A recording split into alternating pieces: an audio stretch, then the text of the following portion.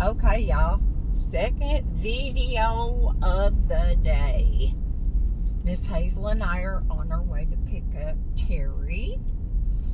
And Hazel, that girl, she has got her stroller. I don't know. Can y'all see that?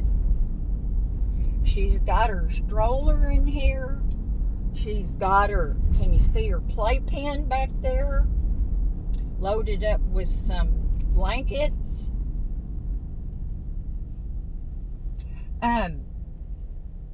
Oh,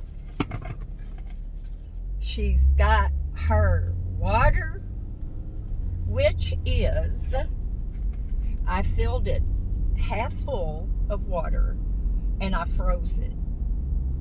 And then right before I left the house, I put a little more water in it. She's as bad as I am. She does not want to drink warm water.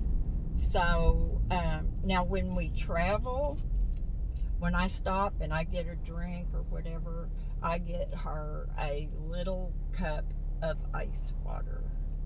And that's what she drinks. She likes it. So let's see. And she's got a little bed in here. She's all snugged up in there right now. But y'all, I'm going to tell you, I know what Hazel's problem is with her adorable little stroller.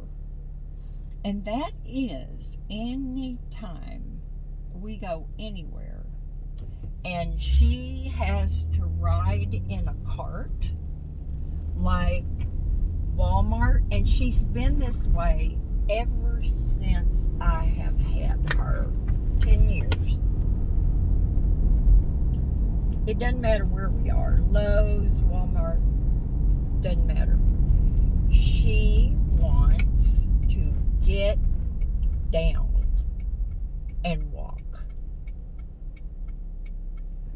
That's what she wants.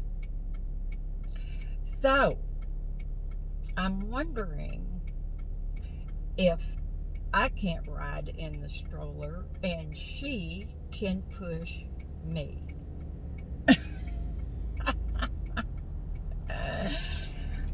She's not scared of it. She does not, when she's awake, she doesn't like riding in the van anymore. She just whines and she doesn't settle down like she used to. She used to just lay in here and sleep. And when the weather was good, I could go into Walmart and shop, and I'd come back out, she'd be laying in the same place.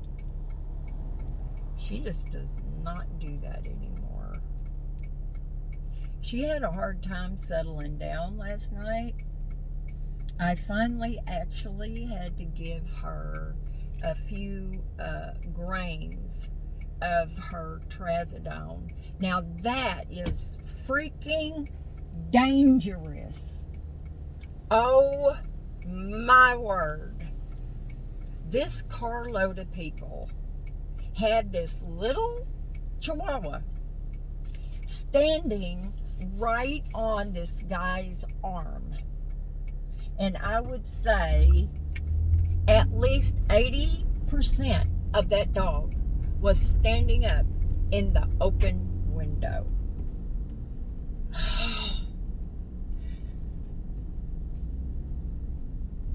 Oh my gosh, y'all.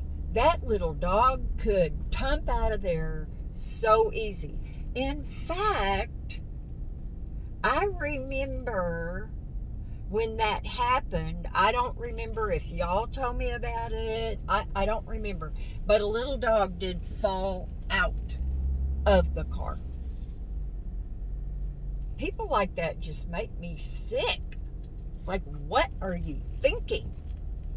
But anyway, so, you know, that's Miss Hazel's problem. And like I said, she's always been like that. She does not like to be in a cart. She doesn't want to be confined. Uh, she used to have a little soft-sided. Trust me, I've tried it all. She used to have a soft-sided carrier, and she would whine and scratch and scratch and scratch in there, and just, I mean, she just, and they told me that they thought uh, she might have been a puppy mill puppy. And those dogs are confined in little cages all the time. They are not socialized. They don't get to get out and run free. They don't get to play around in the house. They are confined. So that makes me wonder, if maybe uh, part of her life was like that. So sad. But y'all know that have been with me for a long time, Miss Hazel has lots of issues. Doesn't like other people, definitely doesn't like children, does not like other animals. Um, and I think that is fear behavior. I think she's afraid. She's not mean. She won't go running after a child. She won't lunge and try to bite somebody. She has never, ever done that. It's only when somebody approaches her. And she's only bitten one or two people and only drawn blood once, and that man picked her up off the floor. And I told him not to do it, but hey. Anyway, so, she's always had issues. I've always had to be very careful of her. If I'm walking her and I see children coming, I pick her up and I hold her. Most of the time, parents are very good. In fact, yesterday I had Miss Hazel in the drugstore and I was just carrying her. And this lady said, "May I pet her?" And I said, "I wouldn't if I was you." She said, "Okay, I get that." But, you know, with the loss of her hearing and her vision completely gone in one eye and starting to go in the other eye, things, now she's not a barker, of course, anymore. She used to be. I mean, she didn't just bark at everything, but if somebody came up to the van, I don't care who it was, it could be one of my kids, and she would go off. But yeah, she barked. That's the only thing about her not being able to hear, is that she just doesn't bark a lot. Hardly ever. But just when I get totally despaired and I ask myself that question, Lord, is it time? Is her quality of life, is her pain so bad that I need to help her leave this painful, scary world? Now, it doesn't matter how I approach her. Uh, it just doesn't matter. She flinches. Um, it's sad to me. But whenever I start thinking like that, like yesterday, she didn't have a very good day. And, but yesterday evening, she was outside on the patio and she was doing a little bit of self exercising.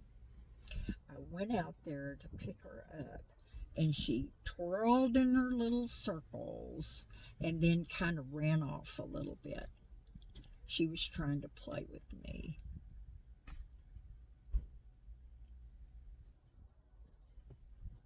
That's like saying, Mom, I am not ready to go yet. I am so thankful. And when I brought her in, she was playing with me. I would act like I was going to get her little feet, and she would nip at me and turn in her little circle. But, you know, y'all, every time she runs into something, and she smacked her head good on one of the patio posts the other day. And I waited a little bit before I went over there and picked her up, but every time she hurts herself and I try to touch her, she tries to nip at me. It's like she thinks that I hurt her. That's what I think anyway. I don't know what she thinks, but that's how she acts. But anyway, she's napping right now and she's all comfortable in her little bed. Let me show you this, guys. You see, can y'all see that? You know what this is. This is Terry's Schmancy Fancy cane. Where's that other design? I know it has, where? Oh, it's way down here. Now, Terry leaves his cane at my house or in the van, and then he gets home and he needs it and he can't find it. So I told him, I said, Terry, you need 2 canes, sweetie. What if I was out and about and you needed your cane and it was at the house? You need to have another cane. So I found this one, and of course I like purdy stuff, but there were other ones, and I showed him pictures of the ones. Oh yeah, he wanted this one. $50 worth of cane. I told him to go for it. You can't take it with you. You're 82 years old. If you want this pretty cane, get this pretty cane. But here's something that I do not like, and I'm going to have to show it to him. You see how the cane tapers like this, like those old 1950s tables, and it's got this, metal piece, and then it's got the rubber piece. But y'all, there's a screw in there, and this rubber piece, I'm not really happy with that. That's not big enough, I don't think. And that rubber is going to wear out pretty quickly, especially if you're outside. And then you're going to be down to that screw. It's going to mark up your floors. It could cause you to trip. So I'm thinking this might have to go back. I will leave it up to Terry. It's his life, not mine. But anyway, I got to let y'all go, and I'm going to call him so he can come down and we can get with the program. Do something fun today, y'all. Talk to you later. Woo. Bye now.